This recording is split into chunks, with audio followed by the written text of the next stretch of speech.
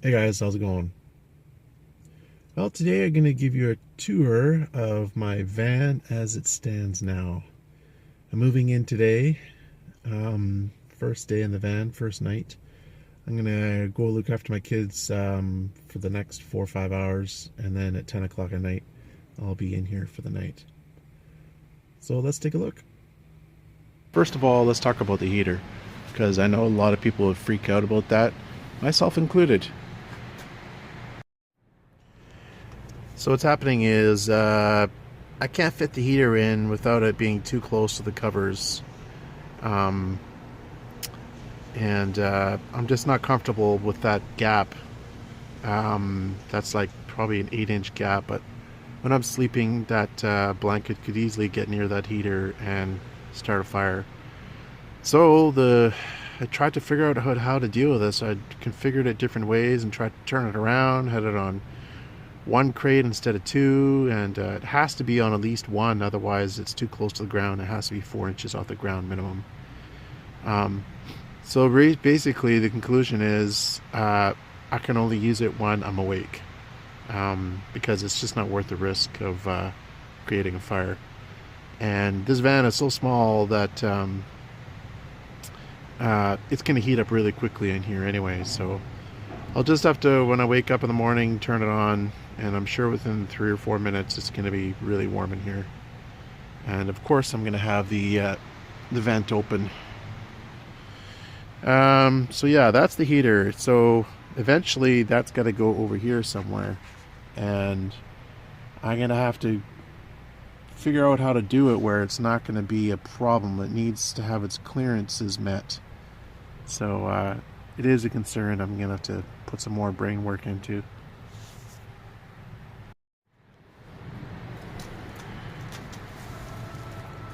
Okay, under here I have my bass guitar in here and a couple tools. There's still room in there for other stuff, but eventually I want to have my bass in that corner, actually right by the wall. But I'm gonna have to figure out how to make that work, because it's doable, but it's really tricky, and I don't want it to be tricky. I want it to be easy to get at, and easily accessible. Not that it's easily accessible under here, but I kind of just put it here for now as a temporary solution. Over here is my milk crate of tools. Basically all the tools I own are in there, besides the Ryobi drill and saw. And this side still isn't finished. This is the last, well, not the last part I need to fix, but one of the last parts I need to fix. This is going to be all put more of the duct tape on there, black duct tape. I'll get in here. And eventually, as I've said in previous videos, there's going to be a cabinet here all the way to the door and about 6 inches away from the ceiling.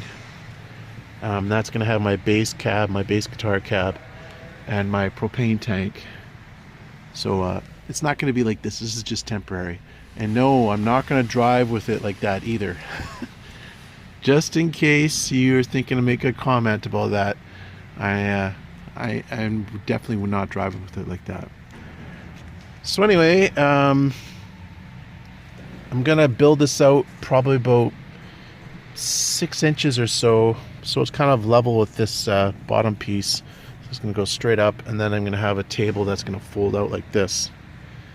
And because this base cab is gonna be, or the cabinet is gonna go right up to the line where the green tape is, it's not gonna give me a lot of room, but it's just the way it's gonna have to be. I was planning to extend this whole storage shelving unit out that I'm going to build to like out to there where that green tape is, but now I'm thinking I'm going to try to go as small, or maybe just to about here, because I really need to have as much room as possible, and it is tight in here.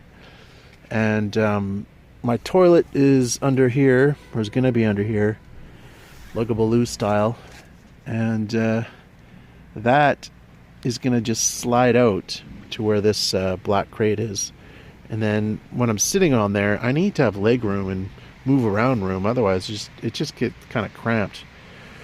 Which means I don't want to build this thing way out here. Otherwise, it's just not going to work. So that's one of the things I have to do for sure. All this side is not finished, but I need it to move in here as soon as possible and get the show going here.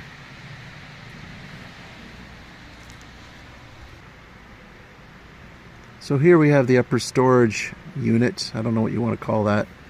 And still not finished. I still need to put polyurethane on it and put some like a closing hardware thingy-majigger there to keep it closed.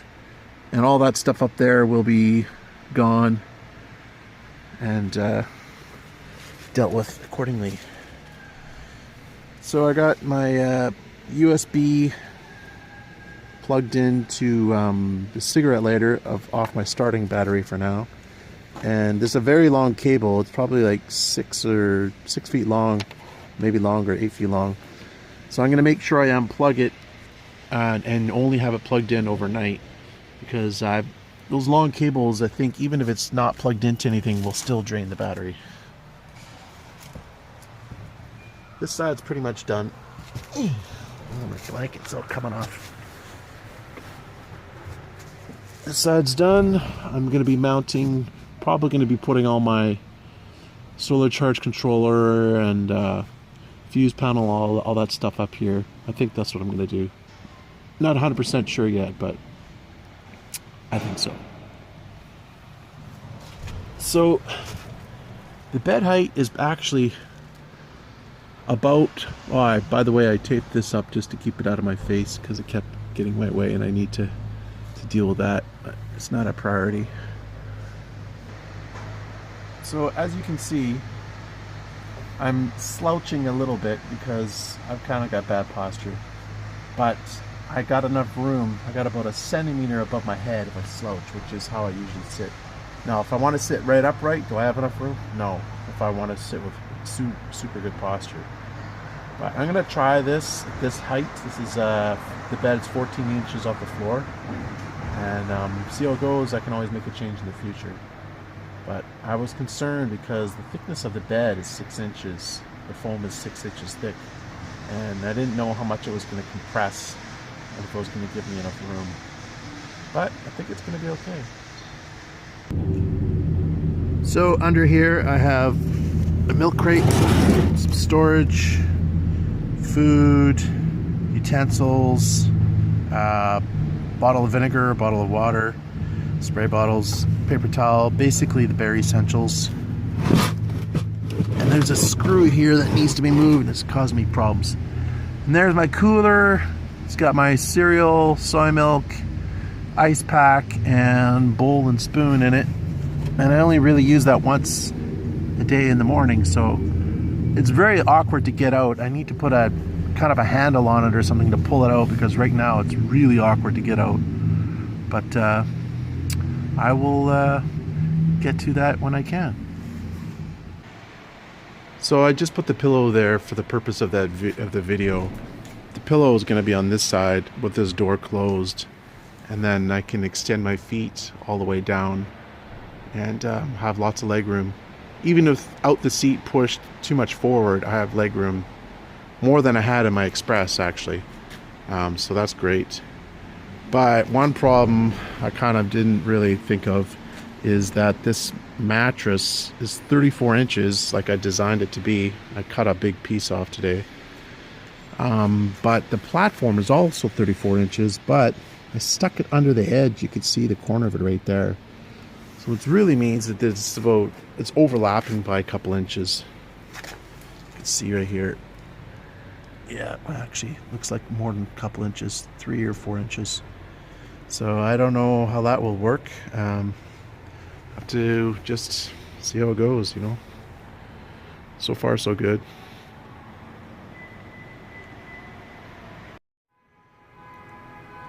So as you can see, I've put a dark blue blanket over the other blanket which is still there, right there. And this is the thick sleeping bag. And then I have a tarp there. It's way more stealthy like this. Otherwise, it would just screamed, someone's living in here. And I was just gonna get a bunch of questions at work, and I thought I can't leave it like that, so made the change.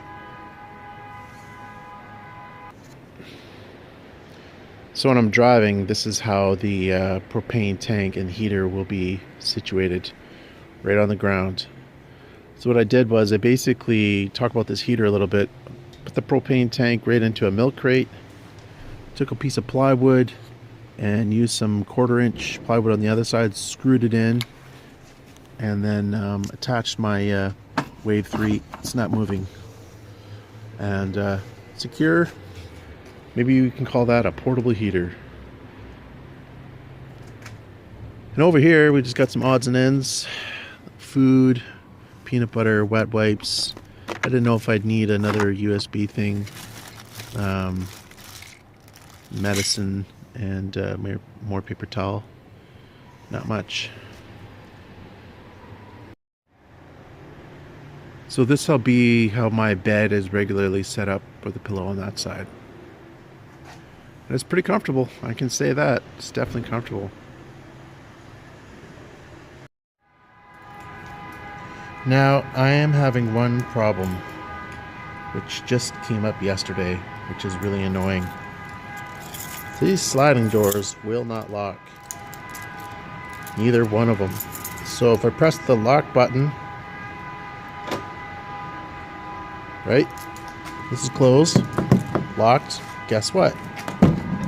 This one is not locked.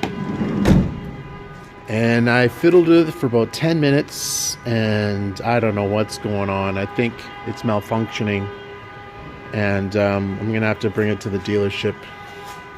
I looked at all the doors thoroughly and inspected them for any obstructions to make sure there's nothing that is blocking their path, and they're all closing properly.